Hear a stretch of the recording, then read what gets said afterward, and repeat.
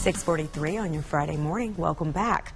Now, it was quite the disappointment when Schwebel's announced it would be closing up shop at the end of the summer, and many were hoping that someone would come in and save it. But a couple of pending lawsuits is making that less attractive to investors. So we're asking Attorney James Melfi.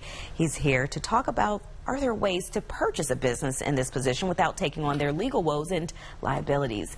Attorney Melfi, thank you for joining us. Melania, thank you for having me. Yeah, of course. So let's just talk about this a little bit. So how does this work? If you buy a company that's being sued, what happens? Sure. So it really depends on how any deal is structured. So, for example, if you're buying the assets of a company, you're buying, for example, if you're selling a restaurant, the equipment, ovens, materials, things like that, but you're not necessarily buying all of the liabilities or buying the lawsuits that are, pending against the company. But that could also be different if you're doing what's called a stock purchase agreement, meaning you are going to step in the shoes of the seller and you are going to, in essence, take on all of those liabilities. Yeah. Now, what if something, you buy the company and then you find out about something later? There's like a surprise, Do you have to take that on, or can you call the old owners and say, hey, you didn't tell me about this? So it really all depends, and we're all familiar with the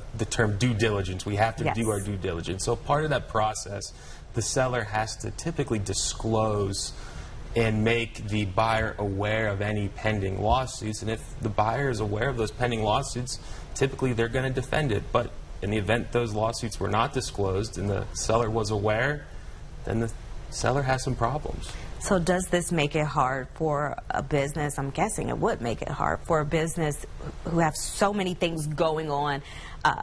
Is it going to make it hard for them to sell this business? It would make it very difficult to sell the business, without a doubt. So do you have any, action steps that you would suggest for Schwebels or anyone in this position who would like to move on with their company, but they just don't know where to go? Typically what you see is a Chapter 11 bankruptcy where it's going to be a court-supervised sale of the assets, so they can sell the assets of the business, work out their liabilities and effectuate a sale. All right, Attorney James Melfi, you just broke it down, made it so easy for us to understand. Thank you. Thank you. All right, and Attorney Melfi, he did bring the donuts. They've been trained so well. David can't say anything.